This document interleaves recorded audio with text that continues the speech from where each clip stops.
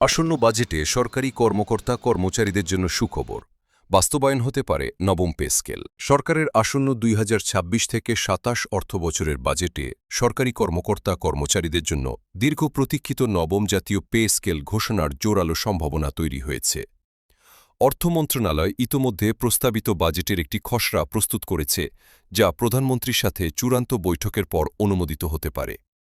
মূল্যস্ফীতির চাপ এবং জীবনযাত্রার ব্যয় বৃদ্ধির কথা মাথায় রেখে সরকার নতুন এই বেতন কাঠামো বাস্তবায়নে অত্যন্ত গুরুত্ব দিচ্ছে। নতুন পে স্কেল বাস্তবায়নের ক্ষেত্রে সরকার বর্তমানে দুটি বিকল্প পদ্ধতি গভীরভাবে পর্যালোচনা করছে।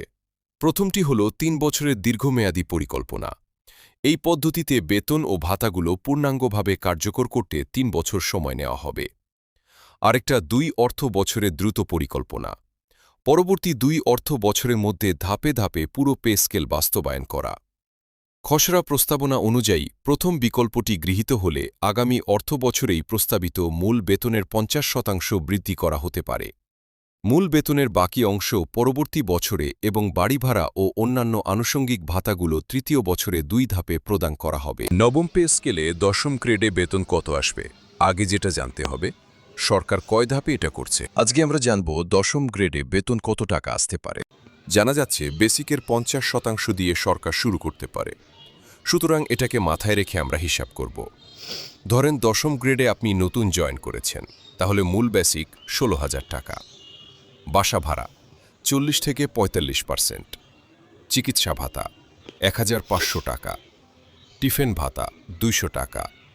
শিক্ষা ভাতা ১,০০০ টাকা।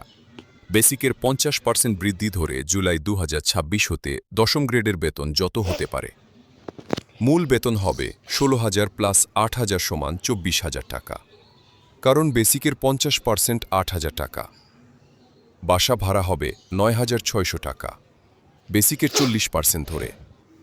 চিকিৎসা ভাতা ১,৫০০ টাকা। টিফিন ভাতা ২০০ টাকা। শিক্ষা ভাতা ১,০০০ টাকা।